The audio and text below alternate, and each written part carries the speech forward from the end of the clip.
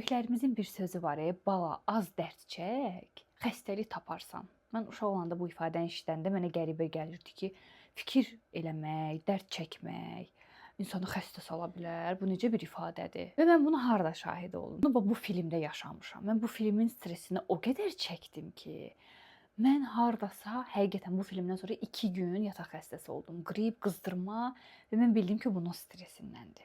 Film fransız-İranlı jurnalistin əsərindən ekranlaşdırılıb. Hansı ki, həqiqətən bu hadisə baş verib 1986-cı ildə İranın bir kəndində. Mən filmlər danışanda siz deyirsiniz ki, Aytaç xanım, hamısını danışdınız da biz nəyə baxaq? Yox, mən hamısını danışmıram. Filmin teaserında nə varsa ya da filmə baxmazdan əvvəl açıqlamada nə qədər lazım məlumat yazılırsa, mən onu biraz açıram. Necə film çox sarsıdıcıdır, mən sizə deyim. Əsas da xanımlar üçün. Ümumiyyətlə xanım nəinki xanım, yəni insan övladı üçün çox ağır bir filmdir. Sorayanın yoldaşı başqa bir qadını sevməyə başlayır və istəyir ondan ailə həyatı qurmağa. Bilirsiniz, İranda da boşanmaq, yəni bu artıq bir tragediya bir məsələdir. Sənin bir isbatın, sübutun olmalıdır ki, sən niyə boşayırsan bu xanımı? Və o da deyir ki, gəl asan bir yol seçim, ittiham atım Sorayaya ki, onun namusunu ləkəliyim. Və o dövrün qaydasına görə də belə bir əgər mövzu isbat olunursa, həmin xanımı yarıya qədər torpağa bastırırlar və onu daşlayırlar.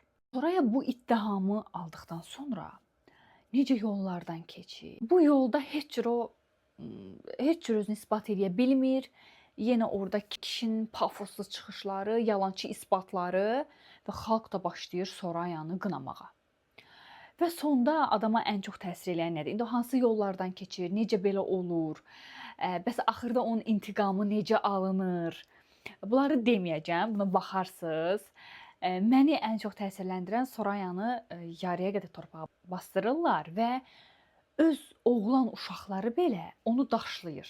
Və sən son ana qədər ümid edirsən ki, o ölməyəcək. Bu dəqiqə kimsə çıxacaq, onu xilas eləyəcək. O daşın ona dəyəndə onun verdiyi reaksiyalar. Bir film nə qədər real ola bilərsə, o qədər realdır.